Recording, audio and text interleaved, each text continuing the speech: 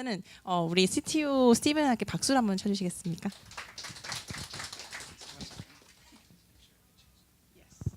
Hey, hi everyone. Really nice to be here. I'm pretty informal, and I'm going to give my disclaimer. This is a brand new presentation, so I haven't given this presentation before. So I've got my cheat notes here in my hand. So when I change slides, I'm going to press the button and then I'm going to swipe. So yeah, I'm Stewart. I am co-founder and CTO of Quantstamp.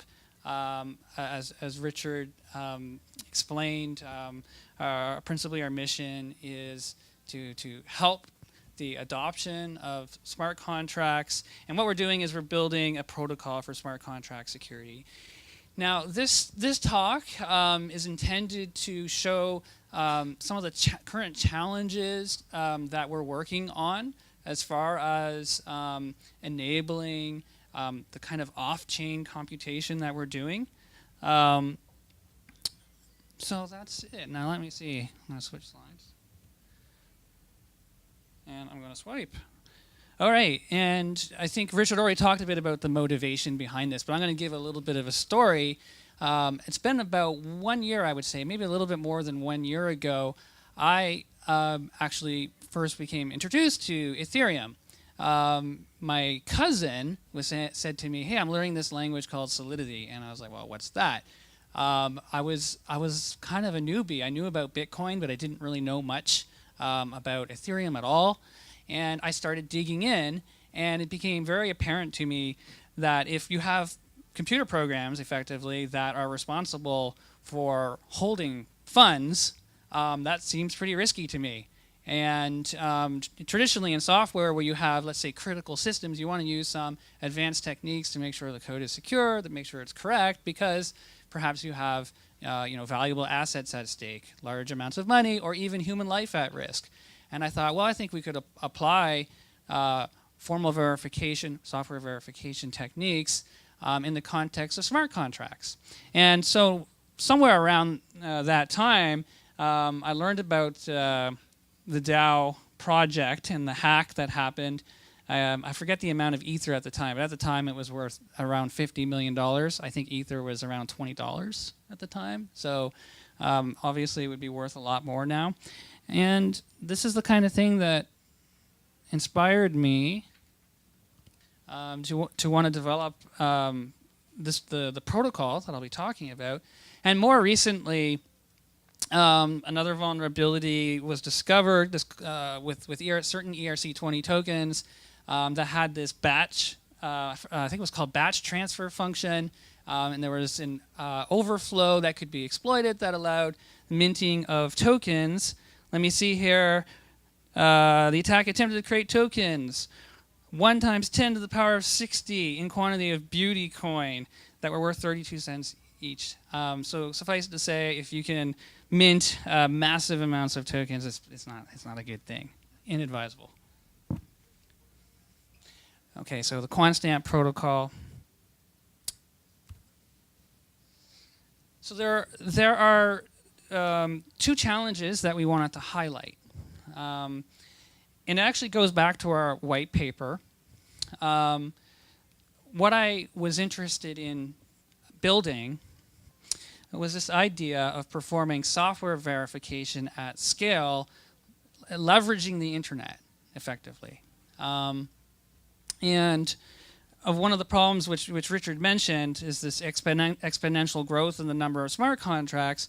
I think it's easy to imagine that the number of contracts far exceeds the number of verifiers. Verifiers being either computer programs or even humans who can check these smart contracts. So there's a scalability issue.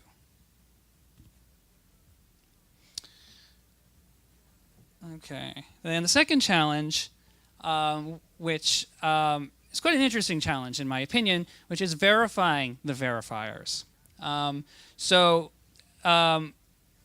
The idea is you want to make sure that verifiers not only are honest, but they're actually producing correct results. And the question is, how do you do that? Well, on the Ethereum network, you do this by consensus via proof of work.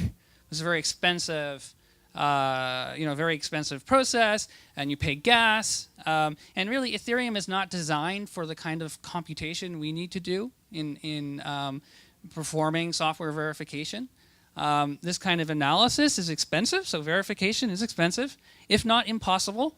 So the EVM has various constraints, thinking in terms of memory and other constraints. So it may not even be possible to do, and it's expensive. And Ethereum is really intended to be a base protocol, so it's feature light. It's not really intended for the kind of computations that we're trying to do. Okay. And then also we have the QSP token. So the idea of the token, it's basically a fuel for the off-chain computation that we want to perform. So as it says here, enables payments for automated security checks. So we want to pay verifiers for the work that they do. And the notion here of a fuel for the marketplace of verification. So without tying it to the costs of Ethereum. So this is the notion of the token. I do principally think of it as a fuel. And also, I wrote a blog post on this recently. You can go on Medium, and you can find some of my thoughts on that. And targeted for August, roughly the end of August, we are introducing what we're calling our beta net. And our beta net addresses the two challenges I mentioned in a very early state. Challenge one, as far as scaling the verification, we will have a permissioned network of verifiers. The requests will be made on the Ethereum mainnet, and our network will monitor those, the events that are triggered by those requests, detect them, and a node will take on that task of performing the audit and will be fueled by the QSP token for doing so. Challenge 2, verifying the verifiers. Presently, with our beta net, we're going to rely on trusted nodes. And there will be an application process for that. We haven't announced this process yet, but we will be doing that soon. And additionally, it's kind of funny to me. So we have an earlier version of BetaNet that uses Ropsten, which is an Ethereum test net. And if you want to use it, you can go to our website. There's instructions for how to use it, but it's like 40 steps involved. It's very difficult. So we're a Y Combinator company, and we built a demo at the end of our Y Combinator semester, and the idea was we had to make it much easier. So on our website, you'll find out it's very easy to actually request an automated security audit via the web application. And some further details about the beta net. So if you want to run a whitelisted audit node, what you're going to do is you'll set a minimum price. If a request comes in that meets that threshold, and you may have the opportunity to perform that automated check. And under the hood, we're making use of presently two third-party analyzers. One is called Oyente, which came out of a research lab at the National University of Singapore, which we contribute to. Another is called Mithril, which is another interesting technology, and we're combining them. And we've designed our protocol to be extensible. The idea is that we can add or remove or mix and match different tools. So when I say analyzer, by the way, I'm literally talking about a computer program that takes a smart contract and analyzes it and produces a report. Okay, interesting problems. Now, give me 1 second here, get my cheat notes back up. I'm several slides behind.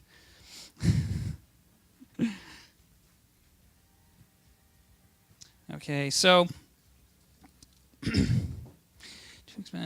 as I mentioned already, the kind of computations that we want to perform, they're too expensive on chain. So the gas would just be way too much.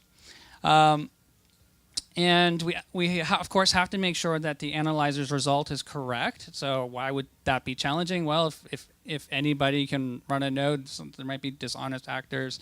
You might they just might get the results wrong for whatever reason. And there are some approaches in development. You may have heard of these. There's TrueBit. There's Golem as well. We're doing something like that. And one second here. And so addressing this challenge, so for verifying off-chain computation, this is the easy scenario. So if you have a centralized network and a single verifier, and let me actually step you through this process. So you have your contract owner, you have your contract, you have your verifier. Contract goes into verifier, out comes the report. And supposing that this verifier is trusted, then you can trust the report and you're content. You have a smiley face, you're content with the result. So very simplistic scenario. In the decentralized case, some of the verifiers may reach, so what you'll see here is you have 3 verifiers. Some of them may reach consensus on, let's say, report 1, so these 2 verifiers here.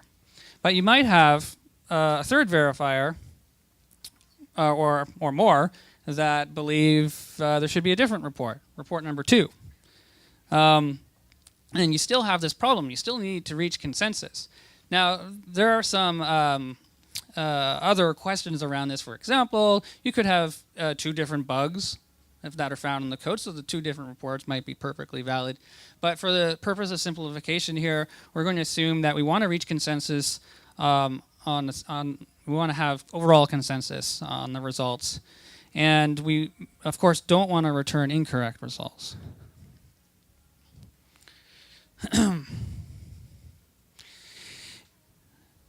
Okay, and the reason why it's so, if you have what's called deterministic computation. So if you're not familiar with that term, think of it this way. So you have a computer program, you want to run it, you give it input A, and it follows a sequence of steps and eventually produces output B. You run it again, and that sequence of steps looks exactly the same every single time. Input A, output B, and the way it got from A to B is always exactly the same. So that's relatively easy. So thinking, I mentioned TrueBit as a technique for off-chain computation. You play what's called this verification game. So remember, we have a situation where we have 2 different reports, and we're trying to figure out which report is good. And we have, so this represents a trace. Let me explain. So when a program runs, it has a sequence of states. The state is the memory, the current content of the memory. So each block here represents a state, and you step through them from left to right, representing a transition from one state to the next. A transition means an operation was performed. Okay, and we see here we match at the beginning. We have the same input. We exactly match, but the red, so green indicates we match, we agree, but the red indicates we disagree. So we want to find out what went wrong and when and where did it go wrong. So we're calling this our verification game. So we perform a search. We're trying to figure out that point at which they diverged, where they began to disagree. So if you've done any programming, you're probably familiar with binary search. So we can go right to the middle. We divide by 2. We go in the middle. Well, they still agree here. And what we want to find is what I'd call the longest common prefix, basically, of the trace. Here, block number 4, we have everything in common, but at block number 5, we have disagreement. And so what happens in the TrueBit style when you get to this point, because as I said, this verification, verifying verifiers is actually really expensive to perform on-chain. We do this off-chain, and then we resolve this last discrepancy on-chain. And all we have to do is pass the current state at this block, and the next operation to be performed, we pass it on-chain. A smart contract performs that next step. Oh, there's disagreement, and it detects that. Oops.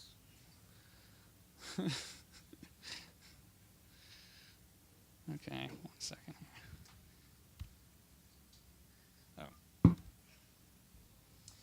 Okay, and a couple of questions here.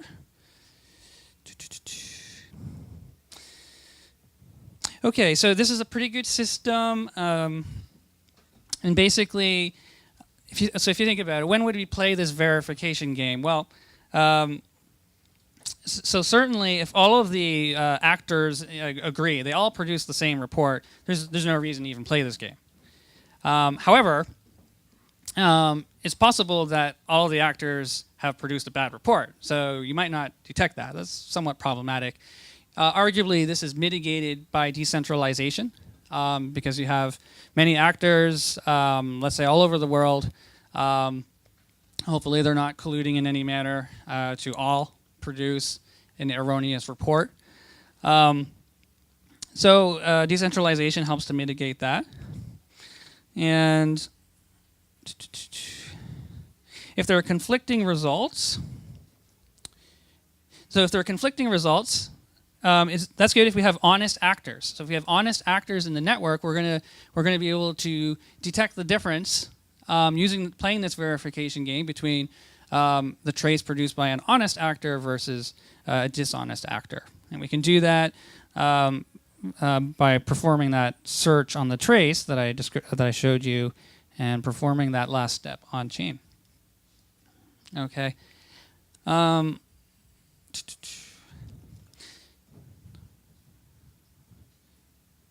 Okay. This next slide, I told you, this is the first time I did this presentation. So what if there are more than 2 reports? Jan, help me out here. What was the idea here? But there are 2 good reports? No. I'm trying to do, oh, right. There's one, okay. So we have 2 different reports, 2 or more, right? 2 or more different reports. We're trying to figure out which is good among the group. And you can perform this kind of tournament-style elimination. Basically, you do this pairwise verification game, right? So you check A versus B, A wins. You check A versus C, maybe C wins, and so on, until you come to a conclusion about the report. So there's a lot of technical depth to this that's not in this presentation, but this is a style of off-chain computation described in the work by the TrueBit team. So, okay.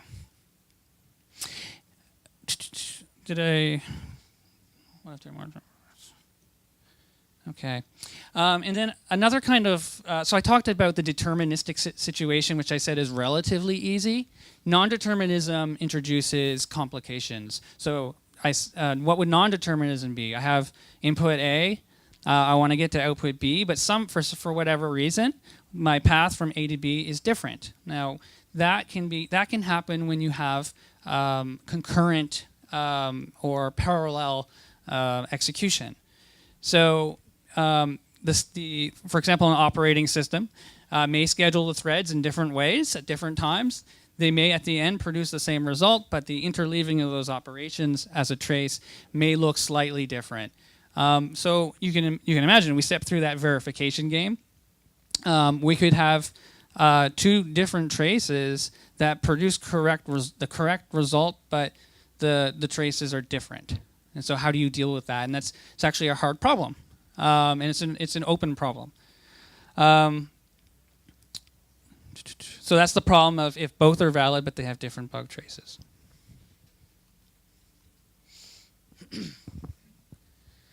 Okay, so this is basically in conclusion. So we had these 2 different reports. We're trying to figure out which report should we produce. It's relatively easy in the case of deterministic execution, playing the verification game, and it's hard, potentially hard in the case of non-determinism. Okay, and now relating this back to the 2 challenges. So challenge 1, I said it's scaling verification.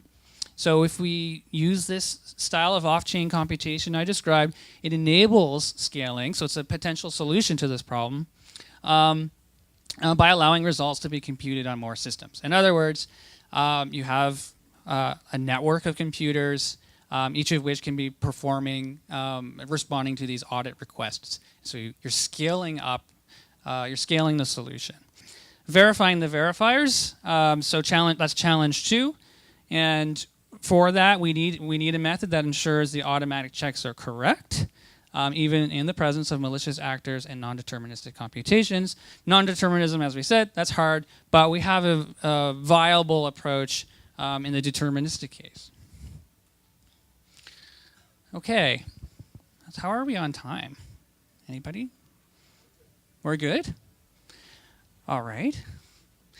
Okay, I'm going into a part of the presentation that I've never even rehearsed, so this will be interesting. So empowering auditors. Okay, so our aim is for automatic verification. That is our ideal. There are many challenges. One is the idea of a false positive. So some of the computer-aided reasoning tools, the analyzers, may report potential vulnerability, but upon inspection, it's not a vulnerability. So that's a false positive. And of course, ideally, you want to minimize that. And as it says here, this may require human evaluation. And additionally, so if we have auditors in the network, we want to find a way to reward them for their efforts. So this is the idea of empowering the auditors. And you could think about decentralized bug bounties. So we have our contract owner, we have our bug hunter. Bug hunter is hoping to find a bug, wants to get paid a reward. And in the centralized case, we have these 3 notions. So this notion of witness integrity. What this basically says is if you said you found a bug, you should provide a trace. So I talked about earlier an execution trace. In other words, I should be able to take you from an initial input and show you all the steps that led to the bad state. Another concept, consensus of error. Okay, let's say Richard's the contract owner, I'm the bounty hunter. I say, hey, I found a trace. He looks at it, he goes, yep, you're right. We have consensus. We both agree that I found a bug. And non-repudiation to payment. So Richard, I provide him the bug, and then he runs away and doesn't pay me. We don't want that. We want him to pay me for the efforts that I engaged in. And so one scenario, as depicted here, is, yep, I found a bug at this time, and at the next unit of time, I received my reward. Great, everything works as expected. But it's not necessarily that simple. So I found the bug, but I didn't get the reward. So I provided the information, you have the bug, but you decided not to pay me. Oops. And another scenario, did I miss one? Was that it? I did? Yes.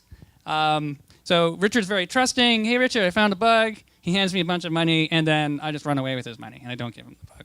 So it's another possible scenario.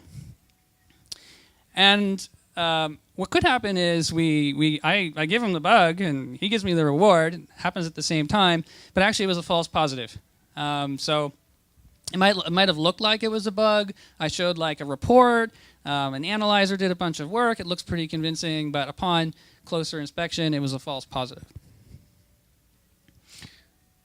And so what I'm characterizing is a problem that we call the fair exchange problem.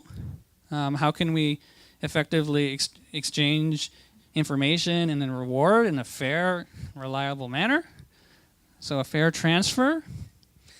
And a question in here is, can we create a marketplace for judges who check submissions?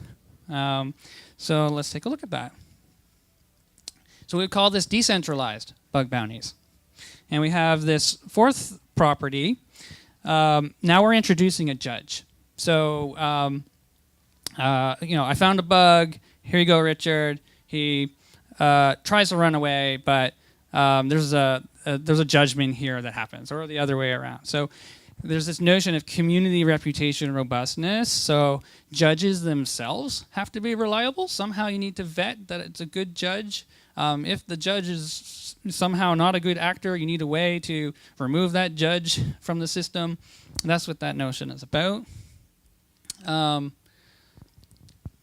And so relating this back to the 2 challenges, This marketplace enables scaling. So we want to scale verification by enabling bug hunters to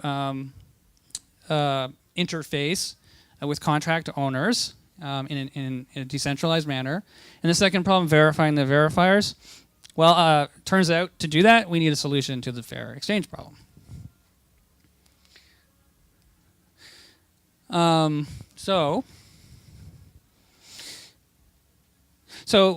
you can think of decentralized bug bounties as being complementary to the kinds of automated checks that I described earlier. So I should clarify for you, if you're a bounty hunter, you could use any tool at your disposal. So this is maybe different than using an analyzer, as I described earlier. You might just be using your own intellect and skills, and you want to be able to participate and receive rewards for your effort. So it's complementary to automated checks. And only helpful pre-deployment. So, of course, smart contracts are immutable. You want to perform these checks in advance of deploying them. So, yeah, I mean, there are a couple of open questions here. This notion of continuous security. So once I deploy the smart contract, are there ways of monitoring the health of that smart contract? Can we detect, let's say, a sequence of transactions that indicates malicious activity? Perhaps there's a hack. Perhaps there's an effort to steal the funds from the smart contract. These are problems that we're working on at Quantstamp. And if there were such a system that could perform this kind of continuous security, I think that as noted here, this would be a great way to encourage confidence and wider adoption of smart contracts. So now, Jan, do we have time? We have time. Jan, do you want to talk about staking? Okay, so we have this really cool idea we're working on. This is totally new. And Jan has been working diligently on this. And he is better qualified to present this than I am. So basically, Richard and I, we come out with cool ideas, and we go to Jan, and he makes them happen. So here you go. Thanks. Yeah, I'm Jan. I'm a researcher at Quantstamp. I'm going to talk about staking, which is this idea that we're developing for a method of some sort of continuous security for a smart contract. Some way to sort of provide some compensation or comfort if your contract gets exploited after you've deployed what you thought was good code, but turns out to be really bad code. And this makes sense because people do this. New bugs are discovered all the time. The batch transfer overflow one that you saw earlier, right? ERC20 tokens were not exactly a new concept when that new bug was discovered. They just did it poorly, and someone discovered it and exploited a bunch. So we want to prevent that scenario. One such way to do that is to set up a system in which you have security audits stake some collateral in exchange for their sort of opinion that the contract is secure. And so what you have are two parties. Primarily, you have security experts who are willing to look at code and give an opinion on it. And then you have people who care about the success of this contract long term, right? You want people who want this contract to be working, because if it doesn't work, they'll either lose some money or they'll be really inconvenienced, or their services that depend on this contract will fail. And so, in order to mitigate that, they want to get paid if something does go bad. And so you can do something like this. So, just what I said, you have security experts who want to audit codes and get paid. And then you also have stakeholders who want to be compensated if something goes wrong, right? The auditors are flawed, especially in manual audits. People are human. People make mistakes. Analyzers catch a lot of things. They don't catch everything, at least not right now. So maybe the stakeholder says, I'm expecting some contract to hold 1,000 ETH, and if this contract gets hacked, I'm going to lose 1,000 ETH. So I want to make sure that if this happens, I get 1,000 ETH. How can we do that? Well, we can make security experts stake this, right? Maybe they're not confident that it's a perfect contract. Maybe they think the contract is fairly well written, but maybe doesn't follow best practices, but it looks pretty secure. So they're willing to stake a little bit of money on this. And they say, okay, maybe I'll stake half of what you think it's worth. And so they put this money up front as collateral, effectively. And then someone else follows their lead, maybe another security auditor, maybe someone else, maybe someone who's just speculating. But someone else says, you know what, if this guy's willing to put his money and reputation on the line, I'm willing to do that too. And then in exchange for this service, well, we don't want people to be doing work for free. If people wanted to do work for free, we probably wouldn't be in this situation to begin with. What we have is a stakeholder periodically paying out some small values to the people who stake their reputation and funds. Right? And so this can happen over time, and as long as no exploits happen, the stakeholders paying for a little bit of security, the security experts and these other stakers are making a little bit of return on their otherwise idle funds. And if something does go bad, then we can have some way of saying, okay, all the stakers who said this was secure, you were wrong. That being wrong costs you whatever you're willing to stake, right? And at a high level, this is the idea. There's a bunch of technical challenges that go with this and economic challenges that go along with this. Yeah, here they are. So what does an exploit mean, right? If you're stealing funds from a contract and you steal funds, maybe you just want to say, I want that much back, and that's what an exploit is. My funds are stolen. It might be the case that there's other things that are considered damaging to the operation of your contract in practice. It might also be the case that you're a malicious actor and you want to try to put an intentional backdoor in your code and then say someone else is going to stake their money because they're not careful, and then you claim all the money, and of course we want to avoid that.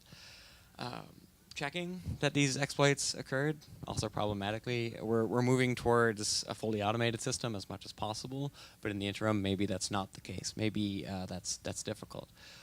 Even if we do go fully automated, how do we specify what an exploit is in some code might be difficult. These are hard problems. We need to be able to ensure people are willing to participate in the system. We think it's a great idea. Hopefully others do too. We need to make sure that the economics support that and guarantee the liveness of the system a long time. If someone stakes their funds, maybe a new exploit is discovered, and now they're not so sure that this contract is secure, and maybe they want to withdraw their funds. So there's questions about should they be able to do that right away? Should there be some delay? Smallish questions that actually have really big impacts on how this protocol is defined at the end of the day. And just what happens if someone stakes on contracts that aren't secure. If you're rational, you're probably not going to do this, but we need to make sure that that's the case. And so it's a really cool protocol. I think I'm not too much left. It does relate to the challenges we talked about earlier, right? This enables a different type of marketplace. If we can do it automatically, then it enables verification through another means. So it doesn't have to be just a marketplace for manual things, but it could be. And we do need to make sure that we have the solution that says, people aren't going to stake things unless they're willing to back up their claims. And so that's why we're going to be staking something. But we do need to make sure, because otherwise a stake might lead you to believe your contract's secure, and then you use it, and then you lose some funds, and maybe you're pretty upset with that. So we do need to make sure we have all the kinks worked out before we go ahead on this. And I think that's pretty much it. So yeah, as Stephen mentioned, 2 other problems. Do you want to finish it? Do you want me to finish? Okay, so I'll just sum up.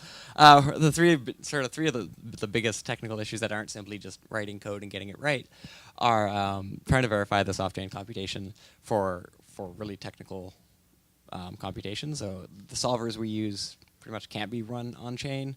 We need some way to get them executed off-chain and still ensure they're correct results. It's a pretty big problem because most of those solvers aren't deterministic and won't fit quite nicely into the verification game as it stands. So there's work to be done there.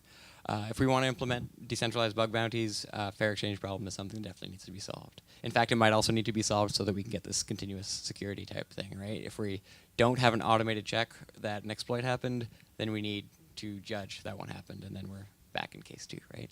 And of course, that last case on its own is very interesting, and we'd like to think that it's gonna go places and be really cool. So I think that's actually it. If you have any questions, let me, Stephen, or yes, Richard know. Thanks.